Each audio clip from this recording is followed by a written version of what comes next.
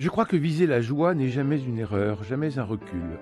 Et c'est bien la joie qui est au cœur de ce livre, Ce qu'il reste d'horizon, que vous signez Frédéric Perrault. Vous êtes cinéaste, scénariste, parolier. Vous publiez votre troisième roman, un roman de la liberté et de la solitude, d'une forme de triomphe d'être, et c'est particulièrement réussi.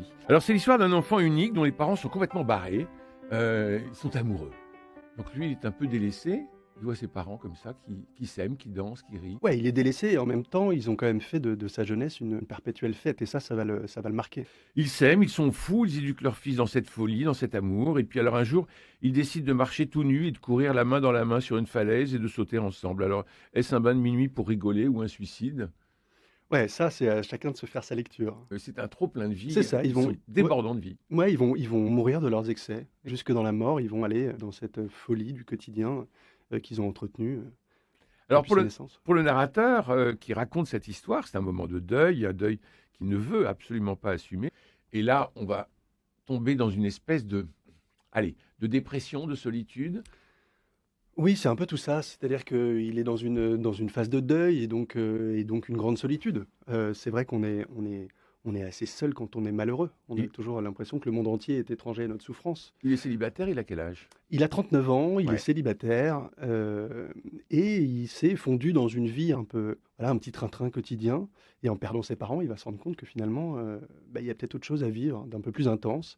Et donc, en effet, il s'installe dans cet étage d'immeuble, là, ce 13e étage d'immeuble complètement vide, et il va essayer de redonner un peu du sens au jour. Alors la solitude est au centre à ce moment-là de votre roman. Je vous cite: Je n'étais soudain plus capable de ça, bâtir des amours, élaborer des amitiés.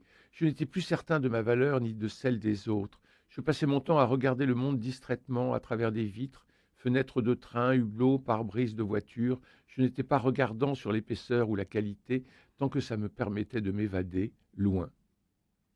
Et là, on sent qu'il est dans une bulle, mais c'est dans cette solitude qu'il va peut-être avancer pour pouvoir se délester de son passé et trouver son avenir. Ouais, c'est ça. Il va essayer d'apprivoiser sa solitude, de l'accepter, d'en jouir même, pour finalement peut-être se rendre compte que c'est en se tournant vers les autres qu'il ira peut-être un peu mieux, qu'il va réussir à avancer dans son deuil, le deuil de ses parents qu'il a du mal à faire. Alors, il le dit, je visais l'avenir en me délestant du passé. J'étais triste parce que j'étais paresseux. Là, voilà la vérité. Alors, on tombe maintenant dans des excès, après les excès de joie, dans des excès de paresse. Alors, il est tout nu sur cette plateforme au 13e étage. Il fait pousser des plantes, des tomates, des haricots, tout ce dont on a besoin pour se nourrir. Et puis, dans cette plateforme, il recrée finalement la vie avec les plantes, avec la terre. Et alors là, on est dans la genèse. C'est ça, il essaye il va C'est se délester. Robinson. Ben, c'est un peu ça, c'est un peu Robinson, il va se délester du superficiel pour viser l'essentiel. C'est son projet. Alors, c'est un Robinson sur une dalle de béton. Il a un chien, Tartuffe, qui tient un rôle important. Quel est-il pour lui, ce rôle du chien? C'est un peu un lien avec ses parents. C'est le chien de ses parents qu'il a récupéré, avec lequel il s'entendait pas énormément au début. Il s'est retrouvé forcé de cohabiter avec lui et il va nouer en effet une relation forte avec lui. Oui, un chien dont il ne manque que la parole, dit-on habituellement. C'est ça, ouais. Bon, il a des grandes discussions avec lui. Ils ont des grandes discussions tous les 2. Enfin, en tout cas, il en a l'impression. Et ils se comprennent. Et ils comprennent hyper bien. Ouais, ouais. Il retrouve un paumé comme lui, Sampras, qui s'installe sur la dalle avec lui. Sampras, il a des problèmes conjugaux, et ainsi il y a une vieille femme aussi, une très grande dame, c'est Madame de Marigno, qui elle aussi est atteinte de solitude.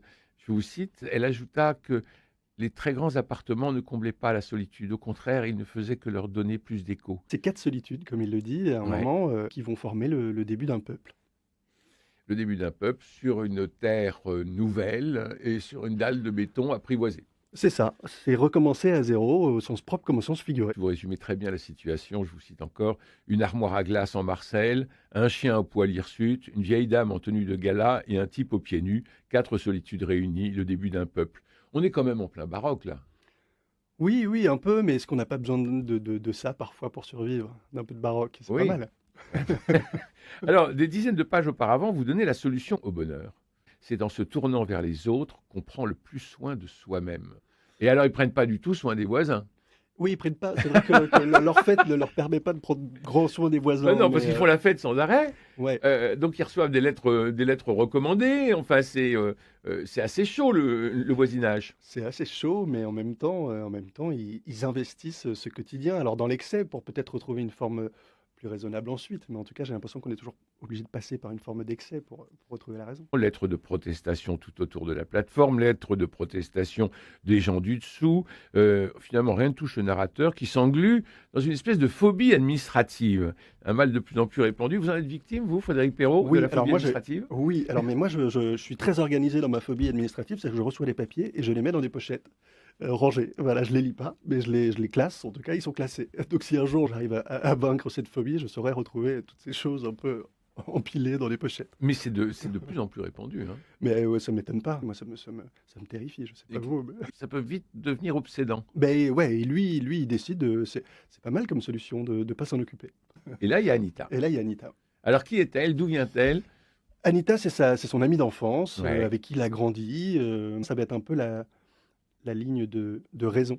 À la fois d'une ligne un peu trop raisonnable qui va l'agacer et en même temps, qui va lui permettre de trouver un équilibre. Mais c'est fondamentalement féminin, c'est vraiment la compagne qui accompagne. Oui, féminin, en tout cas, amical, j'ai Oui. l'impression, ouais, ouais, homme ou femme, en tout cas, c'est une amitié forte qui l'aide.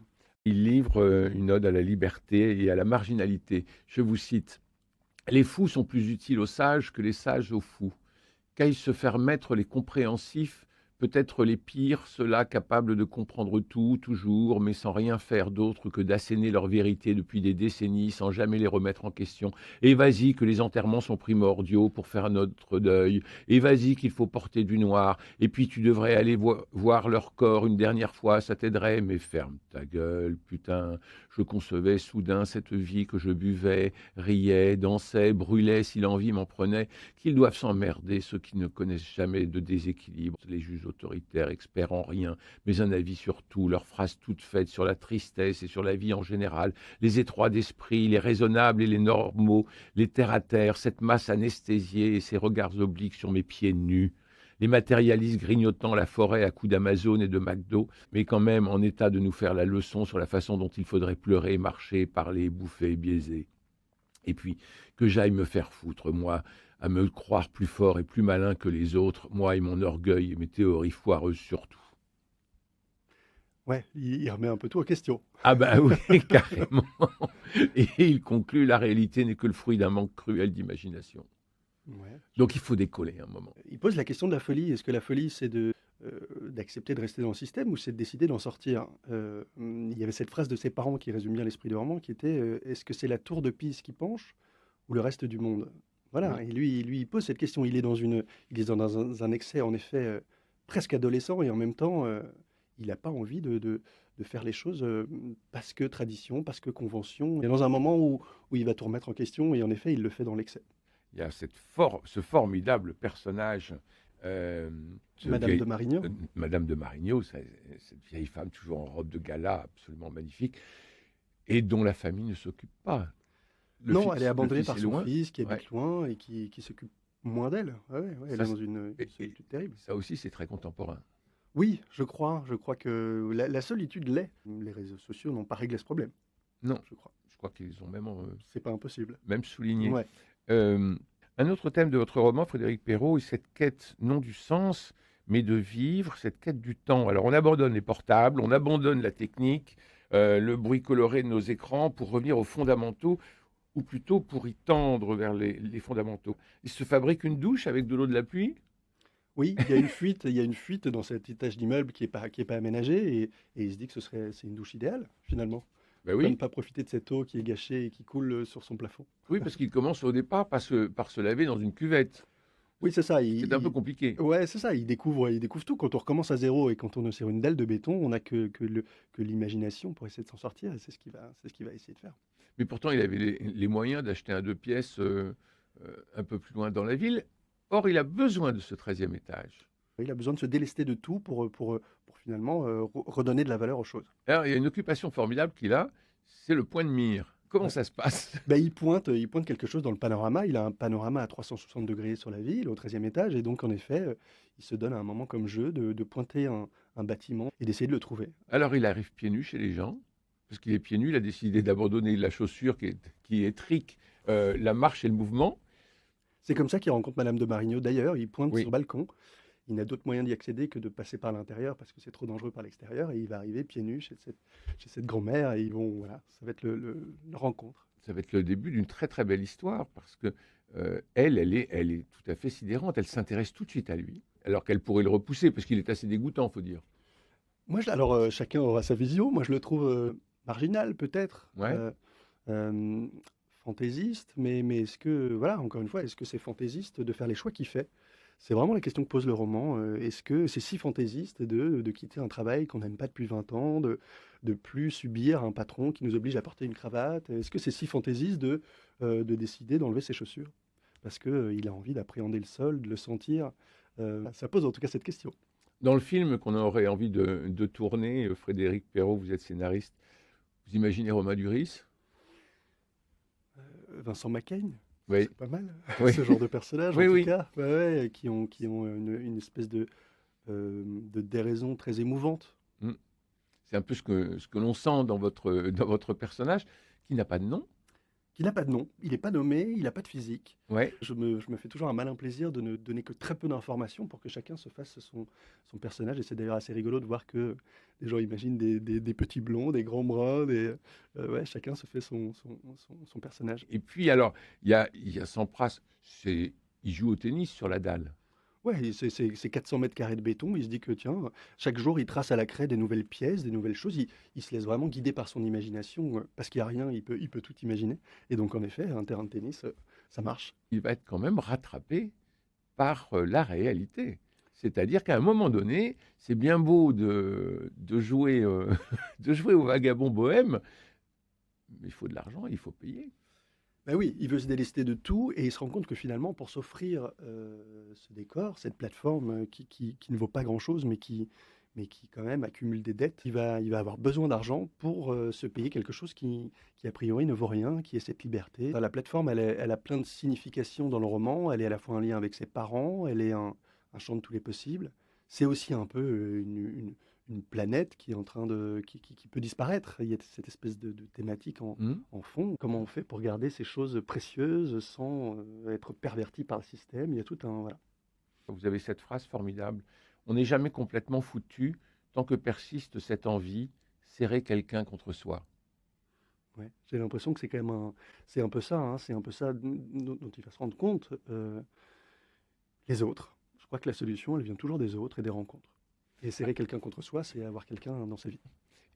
Alors, il y a la question de l'argent que vous posez de façon euh, cruelle, je dirais. Le roman prend une autre vitesse, c'est-à-dire qu'il va y avoir une course pour essayer de trouver cet argent qui pourrait sauver cette plateforme. Ouais, c'est une accélération, c'est-à-dire que il est presque un peu rattrapé par le réel et on n'a pas trop envie qu'il le soit. Il veut absolument vivre sans rien, mais il y a cette espèce d'argent qui reste là comme quelque chose d'assez pervers.